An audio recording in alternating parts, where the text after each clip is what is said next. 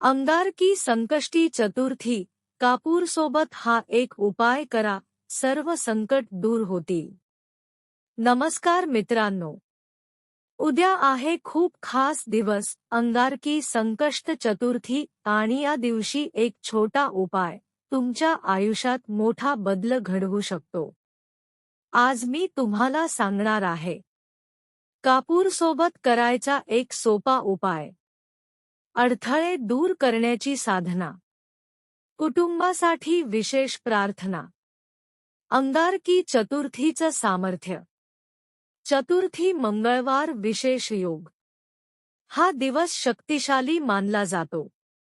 गणपती बाप्पा म्हणजे विघ्नहर्ता, म्हणजे अडचणी दूर करणारे। म्हणूनच या दिवशी केलेली साधना लवकर फळ देते। सकाळची सोपी तयारी।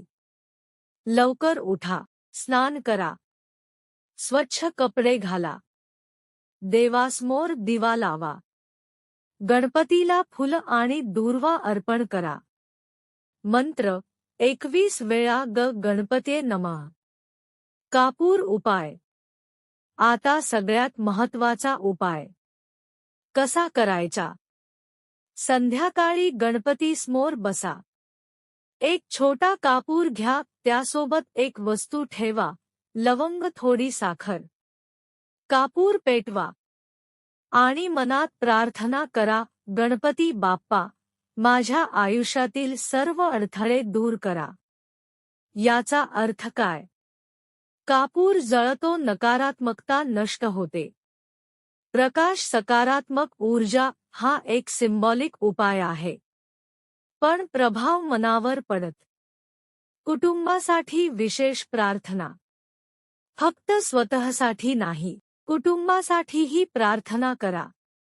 नावानं आठवा आई-वडील, पती पत्नी, मुलं, आणि म्हणा, गणपती बाप्पा, आमच्या परिवारावर कृपा ठेवा।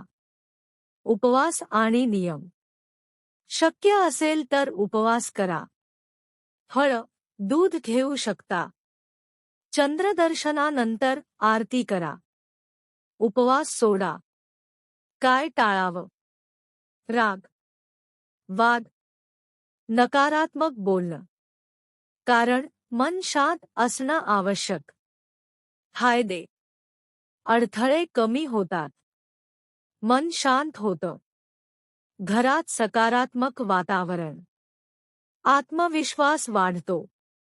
मित्रांनो, हा उपाय खूप मोठा नाही, पण मनापासून केला तर परिणाम दिसतो। उद्या नक्की करा आणि अनुभव घ्या। गणपती बाप्पा मोरया। व्हिडिओ आवडला असेल तर लाईक करा, कमेंटमध्ये गणपती बाप्पा मोरया नक्की लिहा। महत्त्वाचं म्हणजे आपल्या व्हिडिओला हाईप नक्कीच द्या। धन्यवाद।